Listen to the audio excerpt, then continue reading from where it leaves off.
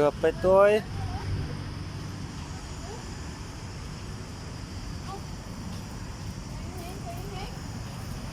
ไปขึ้นใส่เกือบตัวใส่เกือบตัว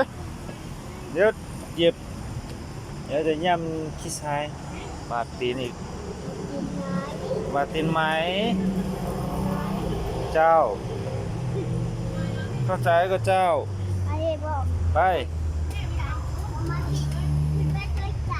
คือไปเตยการเจ้า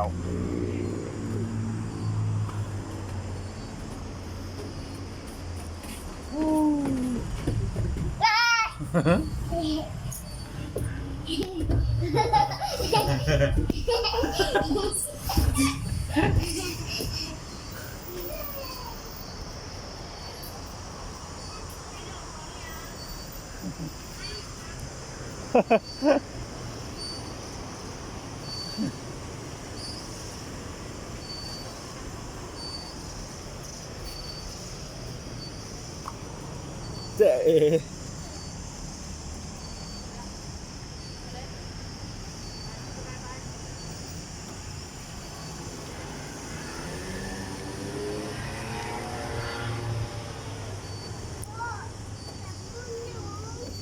จับไม่ยังก็ขึ้นมาคนเดียวได้อยู่โลเก่งหน่อยกะไอ้ยังก็จับมือ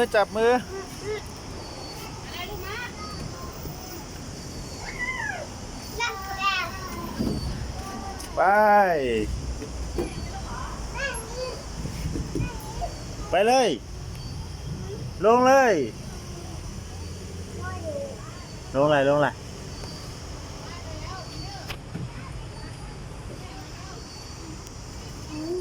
ไปเลยลงไปเลยมาขอลงด้วย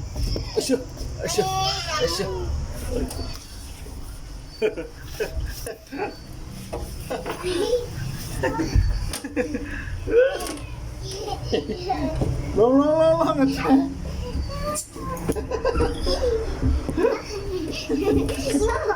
ลงไปล